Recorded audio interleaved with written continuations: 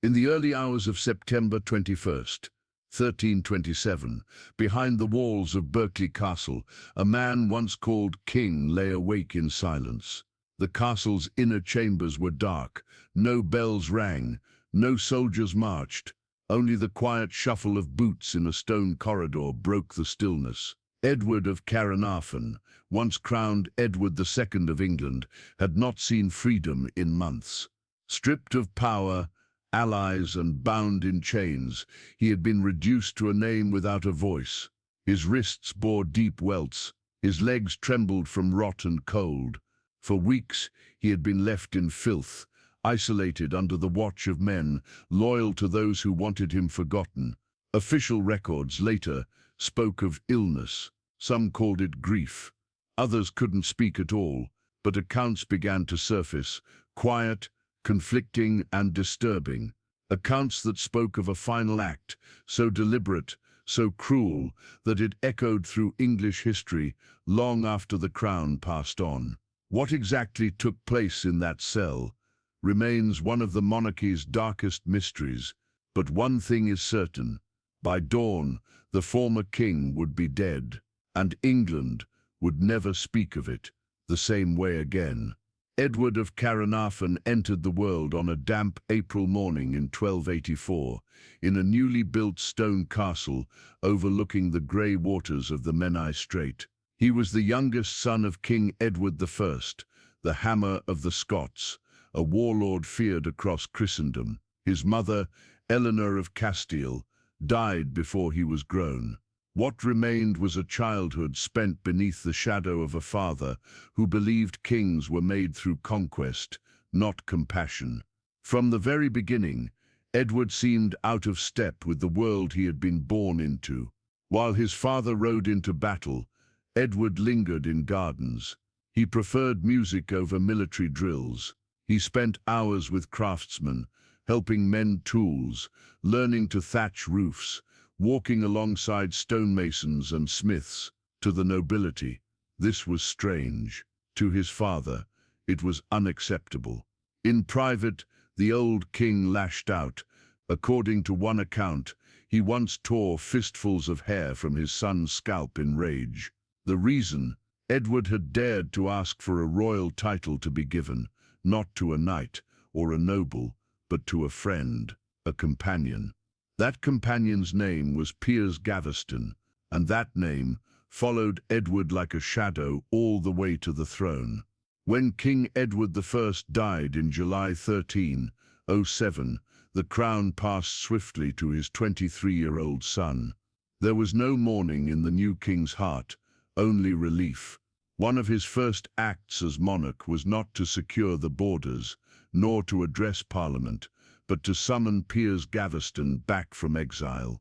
The same companion his father had banished for being too familiar with the prince. Gaveston returned, not as a quiet friend, but as Earl of Cornwall, a title once reserved for members of the royal family. Edward gifted him lands, honours and royal jewels, some of which had been meant for the new queen. At the coronation, Gaveston carried St. Edward's crown before the nobility, a gesture that did not go unnoticed. Edward became the king, but at court, whispers began to spread. Some chroniclers described their bond as deeper than brotherhood. Others hinted at something more, something the medieval world had no words for, only judgments. To the English barons, it was not simply about love or scandal, it was about power and where it was being placed. By 1308, Edward had married Isabella of France, daughter of the powerful King Philip I. She was 12, and on the day of their wedding, the new queen stood in silence as her husband gave more attention and more gifts to Gaveston than to her. The tension was no longer quiet. The nobles demanded Gaveston's removal. Edward resisted, then yielded, then recalled him again. The cycle repeated until the realm began to fracture. By 1312, a group of lords took matters into their own hands. They captured Gaveston near Warwick, and without trial they executed him, stabbed, then beheaded, on a roadside, under grey skies. Edward was devastated. The man he trusted most, gone. But his reaction wasn't war. It was revenge by repetition. In the years that followed, Edward found new favourites, and among them was one name that proved even more dangerous than Gaveston ever was, Hugh Despenser. In the summer of 1314, Edward II led his forces north, determined to crush Scottish resistance once and for all. What followed was one of England's most humiliating defeats. At the Battle of Bannockburn, Edward's army crumbled under the command of Robert the Bruce. Thousands of English soldiers were slaughtered or captured. Edward fled the field, narrowly escaping with his life. The crown, already unsteady, began to tilt. But Edward did not retreat to rebuild his kingdom. He turned inward, and he turned to Hugh Despenser. Hugh was cunning, ambitious, and without the charm Gaveston once wielded. He did not care for courtly games or royal spectacle. What he wanted was control, and Edward gave it to him. Within months, the Despensers, father and son, held more power than the nobility could tolerate. They seized land, silenced rivals, and ruled the king's court through intimidation and fear. Those who objected were imprisoned, executed, or banished. Across the country, discontent turned to rage. But inside the palace, one voice remained quiet. Isabella, no longer a child, she had grown into a sharp, observant queen, and while she was ignored in court and publicly humiliated, she watched. Her patience wore thin in the year 1322, when Edward and the Despensers confiscated her estates, removed her French staff, and reduced her status to that of a ceremonial wife. But it was in 1325, when Edward sent Isabella on a diplomatic mission to France, that the shape of his downfall was finally formed.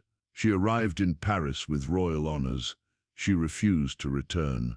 In France, she was no longer just a queen. She was a mother, a strategist, and a woman who had nothing left to lose. When Isabella arrived in Paris that autumn, she was no longer the neglected girl of her wedding night. She wore royal blue. She stood tall, and for the first time in years, she was beyond the reach of the Despensers.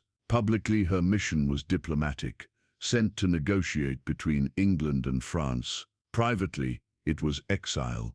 But Isabella had no intention of remaining silent or forgotten. In the French court, she was welcomed as both a daughter of the king and a queen without a throne. And it was there, in the corridors of foreign power, that she crossed paths with a fugitive, once thought broken, Roger Mortimer, a martial lord, a baron who had once been loyal to Edward until the Despensers ruined his family, seized his lands, and cast him into the Tower of London. He had escaped, fled to France. And then, like Isabella, he was waiting. What passed between them, affection, ambition, or survival, remained unrecorded. But what followed was unmistakable: an alliance, a war, a reckoning. In September 1326, Isabella and Mortimer landed on the southern coast of England with a small force, just a few hundred men, and a silent promise. There must not be another rebellion, there would be a removal. But what they did not expect was how easily it would unfold. Nobles, long silenced, rallied to their cause. Towns opened their gates. Even Edward's own allies began to step aside. The people had grown tired of fear, and they were no longer loyal to the throne, only to what might replace it. Edward, along with Hugh Despenser the Younger, fled westward across the countryside. Days passed, then weeks, but the walls around them kept shrinking. They were found near Neath Abbey, exhausted and cornered. Despenser's fate was sealed. He was dragged before a jeering crowd, hanged, but cut down before death. His genitals were cut away and burned before his eyes. His body disemboweled. His entrails fed to the flames, while breath still filled his lungs. His head mounted on London Bridge, and Edward, he was no longer king. On January 25th, 1327, under pressure from Parliament, the bishops and the sword of public sentiment, Edward was forced to abdicate in favour of his 14-year-old son. From that moment forward, he was no longer referred to as Majesty, only as Edward of Caernarfon, a man marked for quiet extinction. After his abdication, Edward was moved quietly, far from London's crowds, to a remote stone fortress in Gloucestershire, Berkeley Castle. The orders were vague. The objective was not execution. He was to be watched, kept, and disappear slowly. At first, the conditions were tolerable. He had a bed, a fire, a servant or two. But as weeks passed, the tone shifted. Food became scarce. Letters were withheld. Warmth was rationed. He was no longer a prisoner of state. He became a problem to be solved. Thomas Berkeley, the lord of the castle, shared responsibility for Edward's confinement. But two other names appeared frequently in the records: John Maltravers and Thomas Gurney. These were not nobles. They were enforcers. Men trusted not for loyalty, but for silence. It was said Edward was denied proper clothing, forced to ride through rough terrain with no undergarments. His skin, already frail, broke into sores. Servants reported hearing him weep through the walls. By late summer, whispers of rescue began to reach the court. Supporters in Wales, perhaps even sympathizers in France, were plotting his escape. It didn't matter if the rumors were true. The idea alone was dangerous. Isabella and Mortimer could not risk it. A decision was made, but no sword would be drawn, no blood spilled. That could create a martyr. What followed, if the earliest sources are to be believed, was not a public act of justice. It was a private ritual of humiliation. Two men entered the cell. They carried no weapon, no torch, only a copper tube, curved like a horn, and something glowing, red, hot, silent. Pillows were placed around Edward's head, not for comfort, but to smother sound. He was held down. The tube was inserted into his anus, reaching his bowel, and through it, the searing iron was pushed, upward, inward, meant to burn him from within, leaving no external mark. The chronicles described the scene in hushed horror. His screams, they said, were barely heard. His body, by morning, was lifeless. His face twisted in agony. The official report: natural causes. But few believed it, and none dared to speak further. The death of a king, especially one removed by force, should have prompted inquiry. It did not. No inquest, no testimony, no open mourning, just a funeral. Edward's body was embalmed and laid to rest at Gloucester Cathedral. A ceremony was held. Nobles attended. The tomb was elaborate, carved in stone, draped in royal symbolism. But no one was allowed to see the wounds, if there were any. And for years the story remained hidden, until it wasn't. The earliest written account of the red-hot iron came more than 20 years later in a chronicle by a man named Geoffrey Le Baker. He was not an eyewitness. His source was unclear, but his description was vivid and horrifying. From there, the story grew. And with each telling, the method became less about politics and more about punishment. A punishment that seemed to match the whispers surrounding Edward's private life. Chroniclers, priests, even bishops began tying his death to his rumored relationships. They framed it not as murder, but as retribution. It was not just about removing a failed king. It was about erasing a kind of man the court could not accept. But how much of it was true? Some historians believe the story was crafted not to reflect what happened, but to justify it. A tale told by those in power to silence what they had done. Others believe the opposite, that the horror was real and the silence that followed was intentional. And then there's a third possibility, one that threatens the very foundation of the legend, that Edward didn't die that night at all. In 1330, a letter arrived at the court of Edward III, the son who wore the crown. It came from an Italian priest named Manuele Fieschi. In it he claimed Edward II had escaped from Berkeley Castle with the help of loyal allies, that a corpse, already dead, had been left in his place. The letter described his flight to Ireland, then to the Holy Roman Empire, and finally to a remote monastery in Italy, where the former king lived out his days as a hermit in silence. Even more strangely, in 1338, a man appeared at the court in Koblenz, claiming to be Edward II. The emperor granted him audience, and for a time Europe whispered again. Was it madness, an impostor, or had the flames of the crown failed to kill the man beneath it?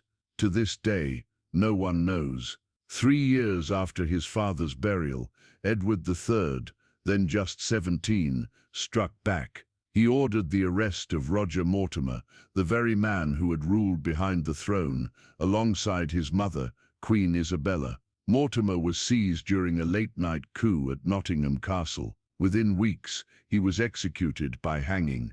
His body denied the honors he had once stolen. His name removed from charters. His deeds cast into shame.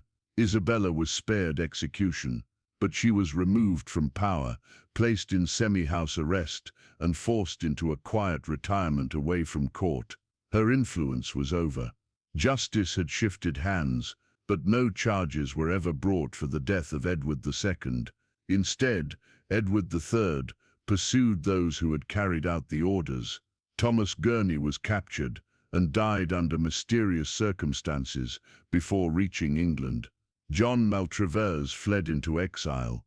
They vanished from the record, just as Edward had, but the consequences of what had happened did not vanish.